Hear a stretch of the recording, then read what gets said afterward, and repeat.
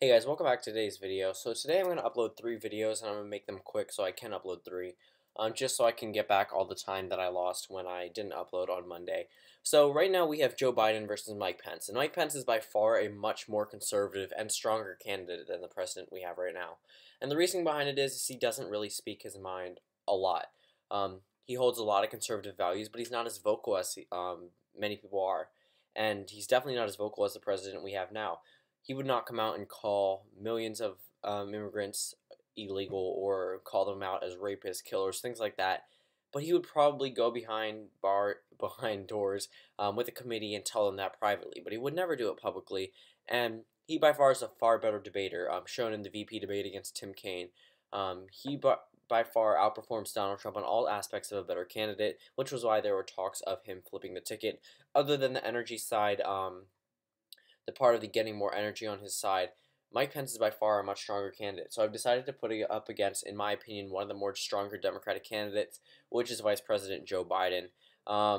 Just against him in a 2020 scenario, if Donald Trump gets impeached or Donald Trump resigns, we're not going to factor that in because if he did get impeached, it would pretty much be a Democratic landslide. But we're not going to factor that in. We're just going to take these 2 candidates and see how they fare out. So over across into the eastern coast and all the safe Republican states, Arizona, New Mexico would be a toss-up. Nevada would be a toss-up. States like Texas, Arizona, Nebraska wouldn't necessarily be a toss-up. Pretty much all the states Trump won in 2016 that went for Romney or went for Republicans in the past, like Iowa and Ohio, would go to Pence. And then we go up into the Rust Belt. State of Michigan would necessarily, actually that could be a toss-up because of Pence. But then we go down to a state like Virginia. That one's not really flipping for any Republican candidate, considering it's Democrats outperforming in 2017 an off year in their not special election, governor election. That really showed the strength of the Democratic Party at this moment in time. And that definitely helped them. So right now this is the map. We have 208 electoral votes for Vice President Joe Biden and 230 for Vice President Pence. And right now we're going to fill in some of the more obvious ones. States like New Mexico and Colorado probably aren't going for Mike Pence. With the legalization of marijuana on their side and the huge Latino population in the state of New Mexico, Pence really doesn't have an appeal over there, enough to actually win voters, to win the general election. So then we go over to a state like Nevada, the same argument here with the Latino vote. Joe Biden would likely win the Latino vote and get them out to vote, especially coming from the Obama administration, where Nevada voted twice, flipping from the Republican column in 2008, voting for a Democrat. Things like that are very possible. And then we go over to a state like Michigan. Donald Trump's approval rating is very, very low here.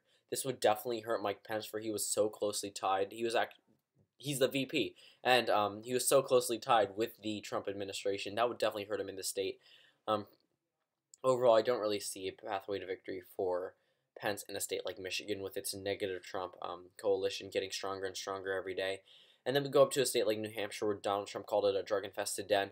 I actually think Mike Pence would be able to carry the state of New Hampshire. And my reasoning is I think he would better appeal to the people up there. Although Joe Biden does come from a state like Pennsylvania, being born there, and then being a senator in the state of Delaware, the state of New Hampshire necessarily, it votes with whoever, and it narrowly went for Hillary Clinton. And Mike Pence is by far better than Donald Trump, and he could win that state just off sheer numbers and getting more people out to vote than last time. And Donald Trump's drug-infested den comments wouldn't hurt Pence as much as it would hurt Donald Trump, and it would likely become a toss-up and go to him overall. Same thing in the state of Florida. Mike Pence would likely win that state, and same thing in Nebraska second because of the rural vote. Florida was pretty much very conservative in 2016 compared to where they voted for Obama. Over a point for Trump for a big swing state as big as itself, and less than half a point for Obama. And then we go over to the rest of the Rust Belt, and overall, Joe Biden would be able to win the election 274 to 264. And the reason behind it is the Rust Belt would likely go back for someone who is from the Rust Belt, grew up in the white working class, and overall, this would be the final electoral map. 274 electoral votes for Joe Biden to 264 for Mike Pence.